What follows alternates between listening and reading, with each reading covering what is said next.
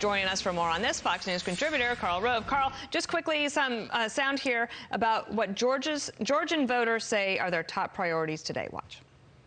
Immigration's one of the big ones. Price of gas is a really big one. At the end of the day, we're looking for candidates that support our pro-life values, our values of having a good economy that young people can thrive under.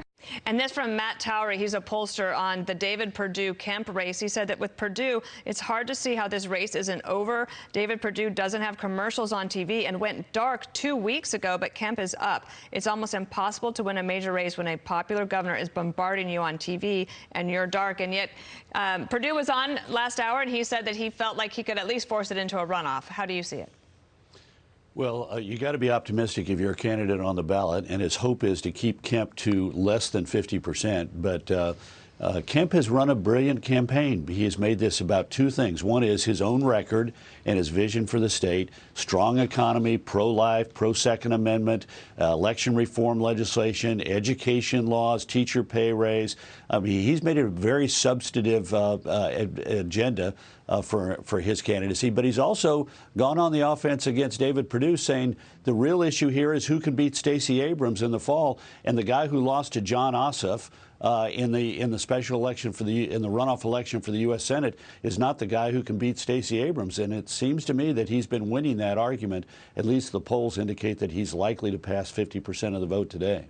It also appears, Karl, that that Kemp has threaded the needle on the Trump issue. He has the backing of Vice President Pence, and he's saying something interesting. He said, you know, President Trump's obviously mad at me, but I'm not mad at him, and I support the policies that he stood for. What do you think about his approach there?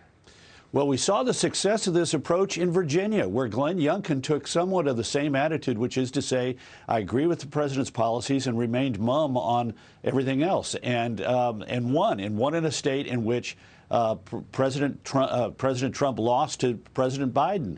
So this is a smart approach. He did not want to take on the president directly. He did not want to make it about the president's endorsement of David Perdue. He wanted to make it about two people, himself, his record, and Stacey Abrams, and who was best to beat her. And it was a smart approach, and I think it's going to result in a victory. I have to, full disclosure, I'm a friend of Brian Kemp's. I know him. I've contributed to his campaign. I've helped him in the campaign. But I think he's run a very wise campaign. Let's go to Texas now, where Henry Cuellar is a pro-life Democrat. He's held that seat in southern Texas for a long time, but he's being challenged by a former intern of his, Jessica Cisneros. Let's take a look here. Cuellar was endorsed by Nancy Pelosi and Jim Clyburn. Clyburn actually went down and campaigned for him. And Cisneros has far-left endorsements from Bernie Sanders, Elizabeth Warren, and AOC. How do you see this one turning out? Well, I thought it was interesting that Speaker Pelosi and Leader Clyburn intervened in this, and I think it's for one reason and one reason only. They're afraid of losing the seat, because not only is Cisneros been endorsed by the squad members, she is in favor of the Green New Deal. This district is a gigantic oil and gas producing district, and she's for the Green New Deal, wiping out energy jobs. This district is on the border, and this is where Democratic sheriffs and Democratic mayors and Democratic county officials are grappling with the impact of illegal immigration, and she is in favor of abolishing the Border Patrol. I mean, talk about defunding the police carry to level number 3. And, you know, how could you be in favor of that? So they're afraid that if she wins the nomination, this seat could very well fall into the hands of the Republicans, because this is the part of the state of Texas where there was a huge change between 2016 and 2020. In 2016, these counties along the border were historically Democrat and voted 60-40, 70-30 for Hillary Clinton. But in 2020, they were a lot different. In fact, Zavala County, right in the middle of all of this, voted for a Republican candidate for president for the first time since Warren G. Harding was the nominee in 1920. And so they're worried about losing the seat, and there's a reason why they came out in favor of a pro-life, pro-Second Amendment, pro-energy, domestic energy Democrat.